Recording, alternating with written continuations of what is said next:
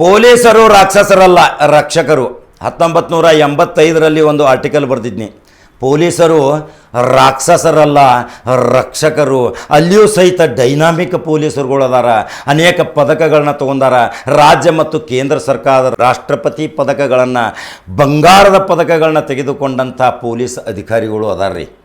ನಾವು ಪೊಲೀಸರ ಬಗ್ಗೆ ಯಾವಾಗಲೂ ಒಂದು ಗೌರವ ಭಾವನೆ ಯಾಕೆ ಇಟ್ಕೋಬೇಕಂದ್ರೆ ಅವ್ರು ಅದಾರ ಅಂಥೇಳಿ ಇವತ್ತು ನಾವು ರಕ್ಷಣೆದಾಗ ಅದೇವ್ರೆ. ಅವರೇ ಇರ್ತಿರ್ಕಿಲ್ಲ ಅಂದ್ರೆ ನಾವು ಜಗಳಾಡಿ ದಂಧೆಯಾಗಿ ಏನೇನಾಗ್ತಿದ್ವು ಪರಿಸ್ಥಿತಿ. ಕಾನೂನು ಸುವ್ಯವಸ್ಥೆ ಕಾಪಾಡುಗೋಸ್ಕರ ಈ ಪೊಲೀಸರ ಅಧಿಕಾರಿ ಅದಾರ. ಅಂಥದ್ರಲ್ಲಿ ಒಬ್ಬರು ನಮ್ಮ ನಿನ್ನೆ ಆಕಸ್ಮಿಕವಾಗಿ ನಮ್ಮ ಸ್ಟುಡಿಯೋಗೆ ಬರ್ತಾರ. ಹಳೆಯ ಸ್ನೇಹಿತ ನಮ್ಮ CPIಗೆ ಘಟಪ್ರಭಾಕ ಅಧಿಕಾರ ವಹಿಸ್ಕೋತಾರ. ಅಧಿಕಾರ ವಹಿಸಿಕೊಂಡ ತಕ್ಷಣ ನನ್ನ ಹತ್ರ ಬಂದ ನಮ್ಮ ಸ್ಟುಡಿಯೋಗೆ ಮಟ್ಟಿ ಕೊಟ್ಟು ಉಭಯ ಕುಶಲೋಪರಿ ಮಾತಾಡ್ತಾರ. ಪೊಲೀಸರು ರಾಕ್ಷಸರಲ್ಲ, ರಕ್ಷಕರು. ನೋಡ್ರಿ ಎಷ್ಟು ಚಂದ ವರ್ಡ್ ಐತಿ. ಇವತ್ತು ಪೊಲೀಸರ ಜೊತೆ ನಾವು ಕೈ ಜೋಡಿಸಬೇಕು. ಪೊಲೀಸರ ಜೊತೆ ಯಾವುದೇ ಅಹಿತಕರ ಘಟನೆ ಮತ್ತು ಕಹಿ ಘಟನೆಗಳನ್ನು ಅವರ ಬೆಳಕಿಗೆ ತಂದ್ರೆ ಕಾನೂನಾತ್ಮಕವಾಗಿ ಅದನ್ನು ಸರಿಪಡಿಸುವ ಕೆಲಸ ಪೊಲೀಸರ ಕರ್ತವ್ಯ.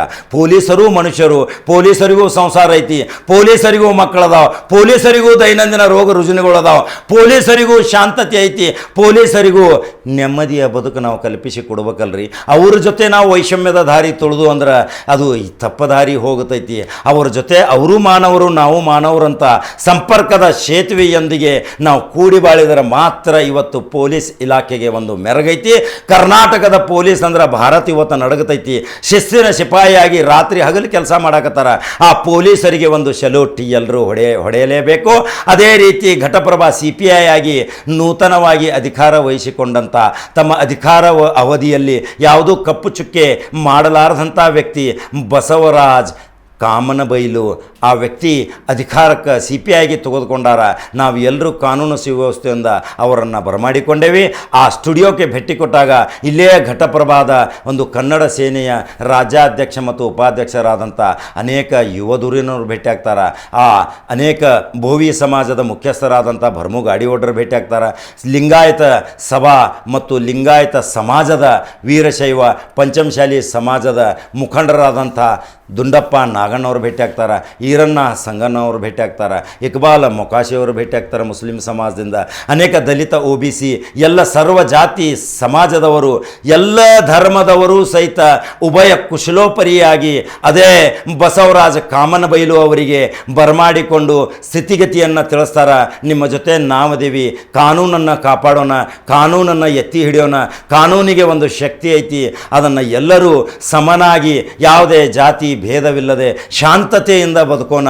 ಇಲ್ಲಿ 3 ಶಾಸಕರು ಶಾಂತತೆಗೆ ಒಂದು ಸಾಕಾರ ಮೂರ್ತಿಯಾಗಿ ಈ ಗೋಕಾಕ ತಾಲೂಕನ್ನು ಮುನ್ನಡೆಸಿಕೊಂಡು ಹೊಂಟಾರ. ಅವರ ಜೊತೆ ಎಲ್ಲರೂ ಕೈ ಜೋಡಿಸೋಣಲ್ರಿ. ಆ ಬಸವರಾಜ ಕಾಮನಬೈಲು ನಮ್ಮ ಸ್ಟುಡಿಯೋಕ್ಕೆ ಬಂದಿದ್ದು ಕೆಲವು ದೃಶ್ಯಗಳನ್ನ ಹಾಕಾಕತ್ತೀನಿ.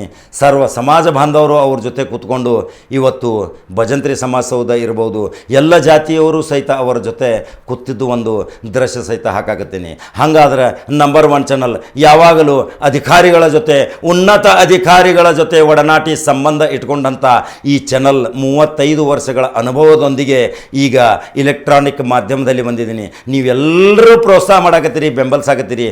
ಇದು ನಿಮ್ಮ ಆಶೀರ್ವಾದ ನನಗೆ ಶ್ರೀರಕ್ಷೆ.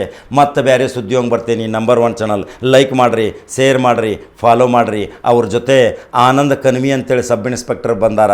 ಆ ಆನಂದ ಕನ್ವಿ ನಮ್ಮ ತಾಲೂಕಿನವರು, ನಮ್ಮ ತಾಲೂಕಿನಿಂದ IAS ಆಗ್ಯಾರ, ನಮ್ಮ ತಾಲೂಕಿನಿಂದ KAS ಆಗ್ಯಾರ, ನಮ್ಮ ತಾಲೂಕಿನ ಘಟಪ್ರಭಾದಿಂದ ಹೈಕೋರ್ಟಿನ ನ್ಯಾಯಾಧೀಶರಾಗ್ಯಾರ. ಎಷ್ಟು ಹೆಮ್ಮೆ ರೀ ನಮಗೆ. ಅದೇ ನಮ್ಮ ಆತ್ಮೀಯ ಸ್ನೇಹಿತನಾದಂಥ ರಾಮಚಂದ್ರ ಹುದ್ದಾರ್ ಇವತ್ತು ಕರ್ನಾಟಕ ರಾಜ್ಯದ ಉಚ್ಚ ನ್ಯಾಯಾಲಯದಲ್ಲಿ ನ್ಯಾಯಾಧೀಶನಾಗಿ ಕಾರ್ಯನಿರ್ವಹಿಸಾಕತ್ತಾನಂದ್ರೆ ಘಟಪ್ರಭಾದ ಎಷ್ಟು ಹೆಮ್ಮೆ.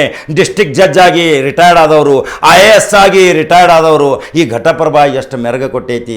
ಅಗ್ರಿಕಲ್ಚರ್ದಲ್ಲಿ ನೋಡಿ, ಕೃಷಿಯಲ್ಲಿ ನೋಡಿ, ಕಲೆಯಲ್ಲಿ ನೋಡಿ, ಮನರಂಜನೆಯಲ್ಲಿ ನೋಡಿ, ಪ್ರತಿಯೊಬ್ಬರೂ ಸಹಿತ ಪ್ರತಿಭಾವಂತರು ಇವತ್ತು ಇಲ್ಲಿ ಪ್ರೋತ್ಸಾಹದಿಂದ ಘಟಪ್ರಭಾ ಒಂದು ರಾಜ್ಯ ಅಲ್ಲ ದೇಶ ನೋಡುವಂಗೆ ಮಾಡೈತಿ. ಕರ್ನಾಟಕ ರಾಜ್ಯದಲ್ಲಿಯೇ ಇಲ್ಲಿ ನಾಸು ಹರ್ಡಿಕರರ ಒಂದು ಕರ್ಮ ಭೂಮಿ. ಈ ಭೂಮಿಗೆ ಒಂದು ಬೆಲೆ ಐತಿ, ಈ ಭೂಮಿಯಲ್ಲಿ ಒಂದು ಶಕ್ತಿ ಐತಿ. ಈ ಭೂಮಿಯಲ್ಲಿ ಬದುಕಿದವರು ಸಹಿತ ಅನ್ಯಾಯದ ವಿರುದ್ಧ ಹೋರಾಟ ಮಾಡಿ ನ್ಯಾಯಕ್ಕಾಗಿ ಪರಿತಪಿಸುವಂಥ ಜನನೂ ಸಹಿತ ಇಲ್ಲಿ ಬದುಕಿ ಬಾಳಾಕತ್ತಾರ. ಇದೇ ಒಂದು ಕಿರು ನುಡಿ. ಮತ್ತೆ ಬೇರೆ ಸುದ್ದಿಯೋಂಗೆ ಬರ್ತಾನ್ರಿಪ್ಪ. ನಮಸ್ಕಾರ.